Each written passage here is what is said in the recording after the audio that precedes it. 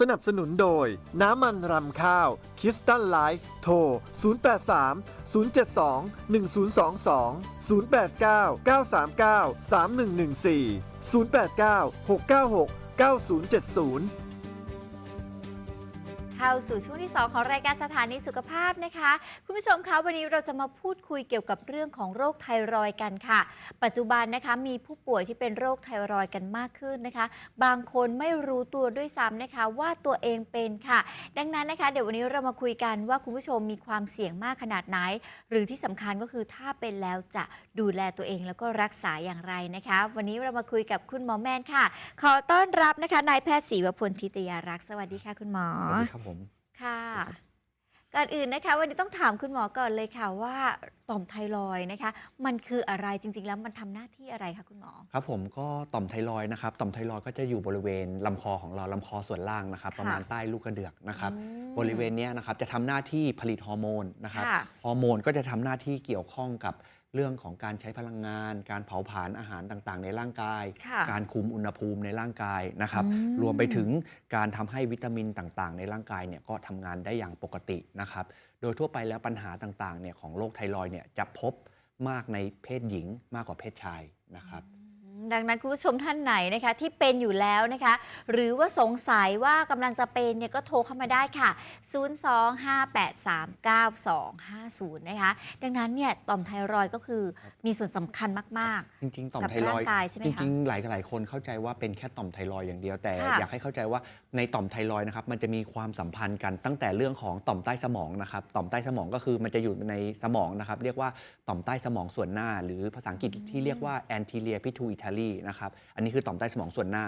จะทำงานร่วมกับต่อมไทรอยด์นะครับแล้วก็ต่อมพาราไทรอยด์นะครับทั้ง3ตัวนี้ทำงานร่วมกันนะครับเพราะฉะนั้นเวลาต่อมใต้สมองส่วนหน้าจะหลั่งฮอร์โมนออกมาตัวหนึ่งชื่อว่า THH นะครับ THH เนี่ยจะหลั่งมาเพื่อกระตุ้นต่อมไทรอยด์ให้ทำงานพอกระตุ้นต่อมไทรอยด์ให้ทำงานต่อมไทรอยด์จะหลั่งฮอร์โมนไทรอยด์เรียกว่า T3 และก็ T4 นะครับหลั่งฮอร์โมนออกมาให้ทำงานพอฮอร์โมนต่างๆเหล่านี้ทำงานถ้าหลั่งออกมาแล้วเนี่ยก็จะมีการย้อนกลับไปยับยั้งต่อมใต้สมองนะครับให้ต่อมใต้สมองหลั่งตัวกระตุ้นให้น้อยลงนะครับเพราะฉะนั้นเวลาเราดูต่อมไทรอยด์เนี่ยเราจะไม่ดูแค่ว่าไทรอยด์สูงหรือต่ำเราจะดูทั้งหมดเลยทั้งแกนนะครับตั้งแต่เรื่องต่อมใต้สมองเป็นยังไงต่อมไทรอยด์เป็นยังไงผลของฮอร์โมนไทรอยด์เป็นยังไงนะครับเพราะจริงๆแล้วไทรอยด์ที่ออกฤทธิ์จริงๆแล้วเนี่ยไม่ใช่ตัว T3 หรือ T4 จะเป็นตัวที่เรียกว่าฟรี T3 กับฟรี T4 พวกนี้มันจะเป็นรายละเอียดที่ลึกลงไปนะครับเรียกได้ว่ามันต้องทำงานกันทั้งระบบใช่ครับทำงานกันทั้งระบบบางครั้งเนี่ยต่อมใต้สมองไม่หลั่งฮอร์โมนก็ทำให้ต่อมไทรอยด์ทำงานไม่ได้บางครั้งหลั่งฮอร์โมนมาแล้วต่อมไทรอยด์ไม่ทำงานด้วยตัวเองก็ทำงานไม่ได้บางครั้งหลั่งมาแล้วต่อมไทรอยด์ทำงานแล้วต่อมไทรอยด์หลั่งฮอร์โมนมาแต่ฮอร์โมนต่อมไทรอยด์เนี่ยก็ดันไม่ออกฤทธิ์อีกนะครับอันนี้จริงๆแล้วก็เลยต้องดูว่าสาเหตุเนี่ยมันมาจากอะไรได้บ้างหรือว่าเป็นที่ตรงไหนนะครับเราจะไม่ดูแยกเป็นส่วนๆเราจะดูภาพรวมทั้งหมดนะคะแล้วตอนนี้มีสายเข้ามานะคะจากกรุงเทพมหานครคุณสุภาพสวัสดีค่ะสวัสดีจ้าสวัสดีครับคุณสุภาพจ้าสอบถามคุณหมอได้เลยค่ะคุณสุภาพจ้าจะถามคุณหมอว่าไทรอยด์เนี่ยอันตรายไหมไทรอยด์นะครับจริงๆแล้วอันตรายนะครับถ้าเป็นไทรอยด์สูงหรือต่ำหรือไทรอยด์ที่ผิดปกติโดยเฉพาะที่คอค่ะข้างซ้ายอ่ะเป็นไงบ้างครับคอโตหรือว่ายังไงครับข้างซ้ายแล้วมันมีใหญ่ขึ้นอ่ะใหญ่ขึ้นแล้วได้เป็นไงบ้างครับแต่เคยรักษาไม่มีพิษแต่ว่ามันใหญ่ขึ้นอ่ะแล้วมันบางทีผิวมันจะข้างๆอ่ะมันจะคันอ่ะมันคันแล้วตอนนี้เป็นไงบ้างครับได้ไปตรวจไหมครับว่าฮอร์โมนระดับฮอร์โมนเราอยู่เท่าไหร่แล้วครับค่ะเพราะว่ารักษามาทีนี้มา2 ปีกว่าเนี่ยไม่ได้ไปหาหมอครับก็เลยหมอเขานัดปีละครั้งไงทีนี้2 ปีกว่าไม่ได้รักษาก็เลยเห็นมันใหญ่ขึ้นน่ะถามว่าอันตรายไหมตอบว่าอันตรายนะครับถ้าเกิดรักษาอยู่แล้วไม่ได้ไปตรวจติดตามเพราะว่าอะไรเพราะว่าตอนที่เรารักษาเนี่ยนะครับอาการไทรอยด์เนี่ยจะดีขึ้นต่อมไทรอยด์จะไม่โตแต่บางคนเนี่ยสามารถกลับมาเป็นซ้ำได้คุณหมอเลยนะอายุมากแล้วนะใช่จ้ะมันจะ80แล้วอ่ะใช่จ้ะยิ่งอายุมากยิ่งอันตรายเลยจ้ะ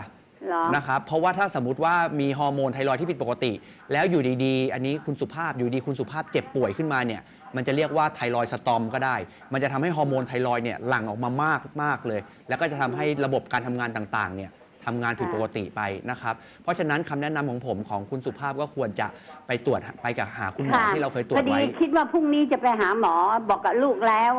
เพราะลูกพรุ่งนี้ก็จะมาพาไปหาหมอก็เลยเห็นโทรทัศน์ออกทีวีออกก็เลยถามดูว่าอันตรายไหมถ้า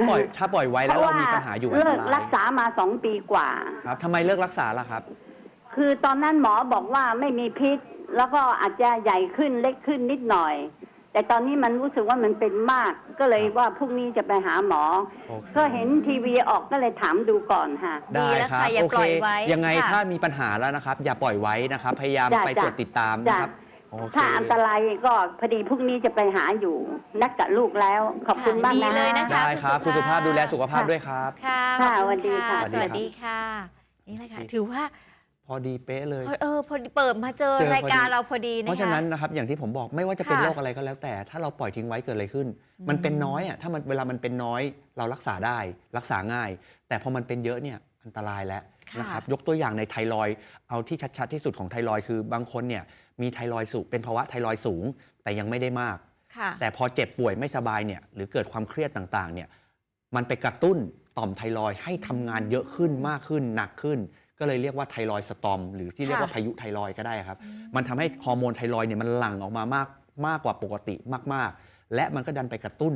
การทำงานต่างๆของร่างกายที่มากกว่าปกติทำให้เกิดอันตรายถึงชีวิตได้นะครับเหล่านี้ถ้าเกิดมีปัญหาแล้วให้รีบไปพบคุณหมอนะครับตามที่คุณหมอแม่แนะนำเลยเป็นสิ่งที่ดีที่สุดนะคะทีนี้ถามคุณหมอต่อดีกว่าค่ะว่าอาการผิดปกติของต่อมไทรอยด์จริงๆแล้วเนี่ยมันมีกี่แบบคะแล้วมันจะก่อให้เกิดโรคอะไรตามมาบ้างคะคุณหมอก็อาการผิดปกติของต่อมไทรอยด์นะครับก็จะมีตั้งแต่เรื่องของไทรอยด์สูงนะครับหรือเรียกว่าไฮเปอร์ไทรอยด์ไทรอยด์ต่ำหรือเรียกไฮโปไทรอยด์หรือว่าคอโตที่เรียกว่ากอยเตอร์นะครับต่างๆเหล่านี้ก็คือความผิดปกติของไทรอยด์นะครับเพราะฉะนั้นเวลาดูไทรอยด์เนี่ยเราจะต้องมาแยกดูเป็นอาการแต่ละกลุ่มว่าคนไหนตรงกับไทรอยด์สูงไทรอยด์ต่ำหรือแค่คอโตเฉยๆนะครับฉะนั้นถ้าเกิดไทรอยด์ต่ำเนี่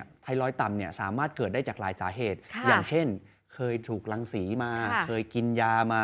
หรือว่ากินยาต่างๆที่กดการทำงานของไทรอยด์อย่างเช่นยากลุ่มลิเธียมนะครับหรือว่าเป็นโรคต่างๆอย่างเช่นฮาชิโมโตไทรอยด์ไดติสนะครับอันนี้ก็ทำให้เกิดไทรอยด์ต่ำได้ค่ะต้องขอขั้นคุณหมอสักนิดนึงเพราะว่ามีสายเข้ามานะคะจากกรุงเทพมหานครคุณดาสวัสดีค่ะสวัสดีค่ะสวัสดีครับคุณดาสอบถามคุณหมอแม่ได้เลยค่ะสวัสดีค่ะคุณหมอครับผมเป็นไงบ้างครับก็คือว่ามันอยู่ๆเนี่ยก็พักนึงแล้วนะก็เพิ่งเป็นปีนี้แหละอยู่ๆคอมันใหญ่ขึ้นมาตรงข้างขวาค่ะครับข้างขวาครับผมแล้วตอนนี้เวลามันกินอะไรถ้าไม่ระวังมันจะสำลักอ่ะมันจะสำลักใช่ไหมครับแล้วมีอาการอย่างอื่นอะไรไหมครับผมอย่างเช่นน้ำเบื่ออาหารน้ำหนักลดใจสั่นท้องผูกท้องเสียไม่ท้องเราจะผูกปกติอยู่แล้วเพราะว่านี่เราจะกินยาระบายครับผมค่ะแล้วคอเนี่ยโตมาตั้งแต่เมื่อไหร่แล้วครับก็พักนึงอ่ะมันเหมือนกับมันจะปวดตรงข้างไหปลาร้าเนี่ยปวดกระดูกอ่ะครับผมข้างไหปลาร้าแล้วอันนี้ได้ไปพบคุณหมอบ้างหรือยังครับยังเลยโอเคครับงั้นอย่างแรกที่จะแนะนำนะครับคือ1คือพบคุณหมอนะครับ1คือพบคุณหมอท่านไหนก็ได้นะครับที่เรารักษาอยู่2คืออธิบายของเรื่องคนที่มีคอโตนะครับคอโตเนี่ยจริงๆเนี่ยไม่ได้อาจจะบอกว่าเป็นไทรอยด์ก็ได้หรืออาจจะไม่ได้เป็นไทรอยด์ก็ได้หรืออาจจะเป็นก้อนเนื้อที่มันโตขึ้นมาเฉยๆที่ไม่ได้เกี่ยวกับไทรอยด์หรือสามารถเป็นเกี่ยวกับต่อมน้ำเหลืองก็ได้ใต้คอเลยนะครับผมรู้สึกว่ามันจะพอจับดูแล้วมันเหมือนกับกระดูกมันอะไรอย่างนี้มันก็กระดูกอ่ะได้ครับเพราะว่าอย่างที่ผมบอกครับมันการที่มีก้อนขึ้นมาเนี่ยและมันบริเวณนั้นส่วนใหญ่แล้วเกิดจากไทรอยด์ได้เกิดจากก้อนเนื้ออื่นๆเกิดจากต่อมน้ำเหลืองที่มันโตพวกนี้เป็นไปได้หมดเลยนะครับเพราะฉะนั้นการที่จะวินิจฉัยหรือจะรักษาหรือจะทำให้การแนะนำได้เนี่ยอย่างน้อยจะต้องตรวจดูก่อนนะครับผมมันอันตรายไหมถ้าเป็นอย่างเงี้ยก็กลัวบางทีไม่ค่อยกล้าอยากไปหาหมอเงี้ยอันตรายไหมอายุก็ตอนนี้52แล้วใช่ครับอันตรายไหมต้องตอบก่อนว่า บอกไม่ได้ว่าอันตรายไม่อันตราย เพราะว่าผมยังไม่รู้ว่าเป็นอะไรว่าเป็นก้อนเฉยๆธรรมดาเป็นไทรอยด์เป็นก้อนเนื้อหรือเป็นต่อมน้ำเหลืองโตแต่ถ้าปล่อยทิ้งไว้แล้วเนี่ยมันจะมีทำให้มีปัญหาเรื่องสุขภาพมีปัญหาเรื่องคุณภาพชีวิตไม่ควรจะปล่อยไว้นะครับหรือถ้าเกิดสมมุติว่าเรากังวลว่ากลัวจะเป็นมะเร็งอะไรต่างๆถ้าเกิดเราเจอเร็วมันเป็นระยะต้นๆเราจัดการได้หมดถ้าเราบอกว่าไม่อยากไปหาคุณหมอเราปล่อยไว้ถ้าเป็นระยะ3ระยะ4ก็อันตรายและทำอะไรจะไม่ทันนะครับเพราะฉะนั้นคำแนะนำอย่ารอนะครับเจอแล้วตรวจเจอเป็นเร็วรักษาเร็วหายเร็วปล่อยไว้เป็นนานรักษาอาจจะไม่ได้ด้วยนะครับ จ้ะคุณหมอ นะคะ ได้ครับ ณตา แล้วก็ที่สำคัญอย่ากังวลอย่าเครียดเยอะนะครับยิ่งเครียดมันจะยิ่งทำให้คอร์ติซอลเราหลั่งและทำให้พวกฮอร์โมนต่างๆ เราทำงานผิดปกติด้วยนะครับไปหาคุณหมอก่อนดูผลก่อนแล้วค่อยมาเครียดแล้วค่อยมากังวลนะครับอย่าเพิ่งเครียดเองนะ ในเพิ่งเครียดไปก่อนแล้วอาจจะไม่มีอะไรก็ได้นะ ใช่ คะ แต่เพื่อ ครับ ความสบายใจก็ไปตรวจสักหน่อยนะคะ คุณดา จ้าขอบคุณค่ะคุณหมอ ครับ สวัสดี ผมสวัส ค่ะ ดี ส รับ วัสดีค่ะนะคะ เห็นไหมส่วนใหญ่เป็นไงบ้างทุก ก คน ลัว ทุกคนส่วนใหญ่เจออะไรก็แล้วแต่จะบอกว่าไม่ไปดีกว่ากลัวจะเจอ กลัวจะเจอ แต่จริงๆ แล้วเจออยู่ไหม เจออยู่นะ ถูกไหมจริงๆ แล้วเราเจออยู่ ใช่ พอเรา ค่ะ เจออยู่เนี่ยอย่างที่ผมบอกสมมุติเลยนะครับสมมุติในกรณีที่มันแย่ที่สุดในการที่เป็นมะเร็ง สมมุติในการที่ว่าเป็นมะเร็งนะครับถ้าเราเจอวันเนี้ยเป็นมะเร็งระยะที่ 1 ระยะที่ 2 หรือระยะที่ 3 คุณหมอสามารถจัดการไม่ว่าจะเป็นให้ยาผ่าตัดฉายแสงฝังแร่ต่างๆ คุณหมอสามารถจัดการ แต่ถ้าอยู่ดีๆปล่อยไว้เป็นระยะที่ 4 กระจายไปต่อมน้ำเหลืองกระจายไปปอดกระจายไปสมองหรือไปที่ไหนก็แล้วแต่ทำได้ไหมรักษาให้หายขาดได้ไหมไม่ได้ ลำบากละ นะครับ ค่ะ เพราะฉะนั้นถ้าเราเจอเนี่ยถือว่าเป็นโชคดีของเรา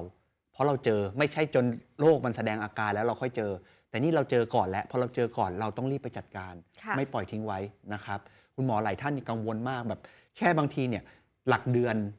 หลักวันหลักเดือน สามารถเปลี่ยนระยะเปลี่ยนสเตจได้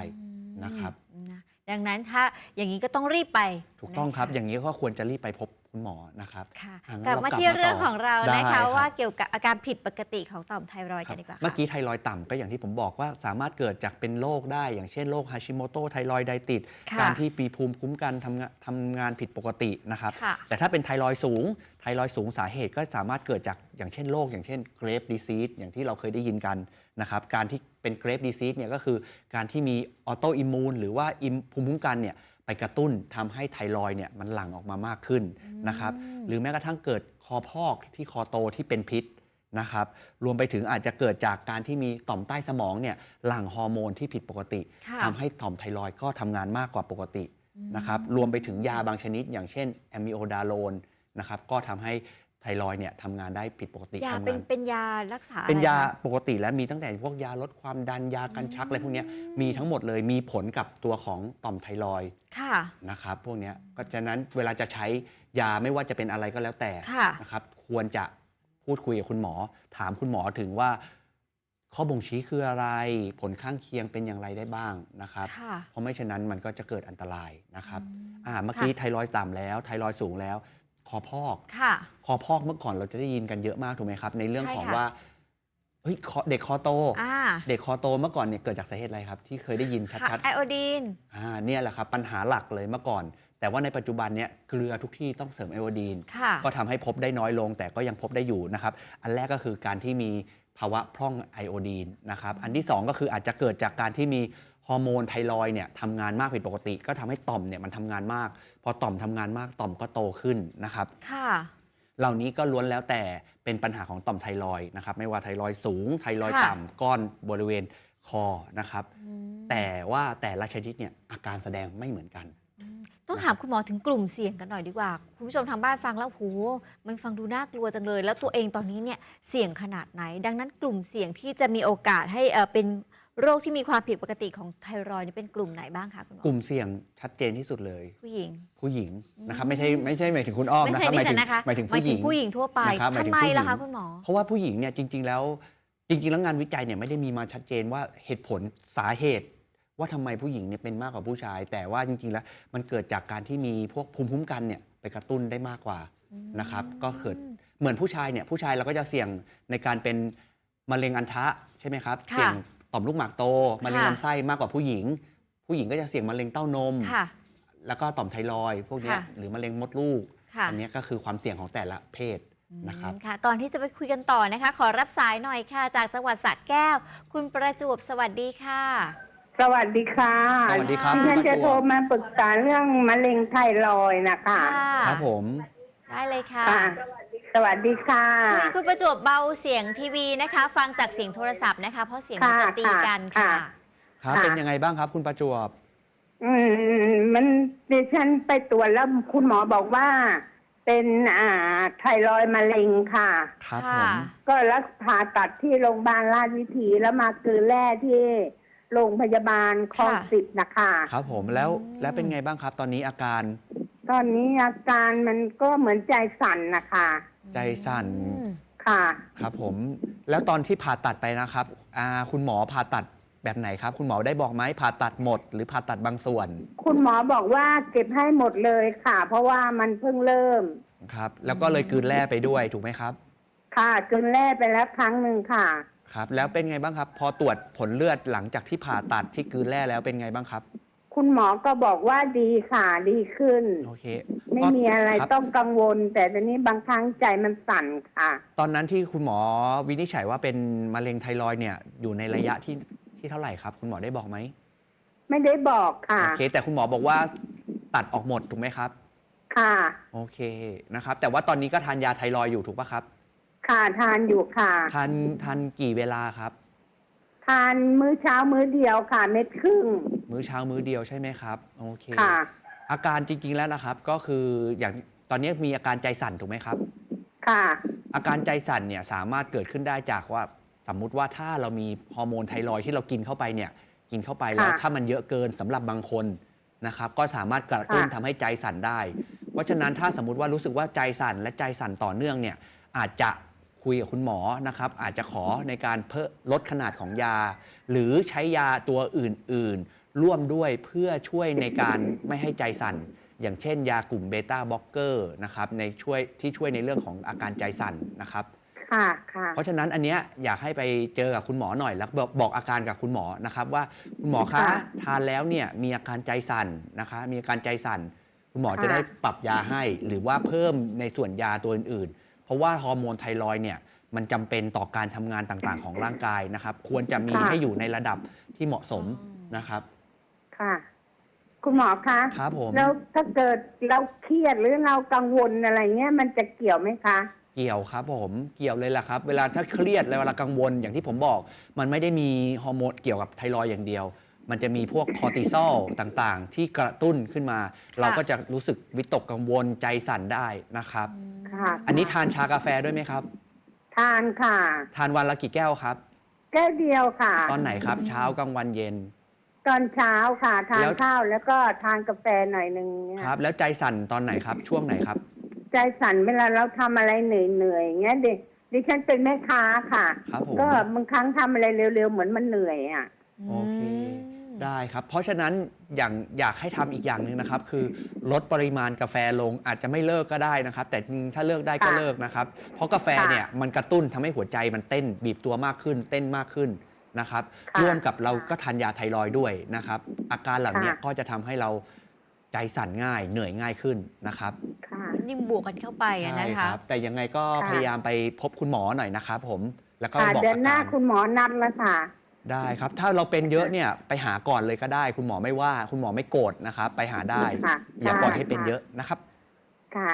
ค่ะ ขอบคุณนะคะ หายไวๆนะคะ ค่ะ ครับดูแลสุขภาพด้วยครับ ค่ะ ค่ะ สวัสดีค่ะ ค่ะ แต่ตอนนี้เดี๋ยวเราพักกันสักครู่ดีกว่าค่ะ เดี๋ยวช่วงหน้านะคะ กลับมาพูดคุยกันต่อเกี่ยวกับเรื่องของไทรอยด์ค่ะ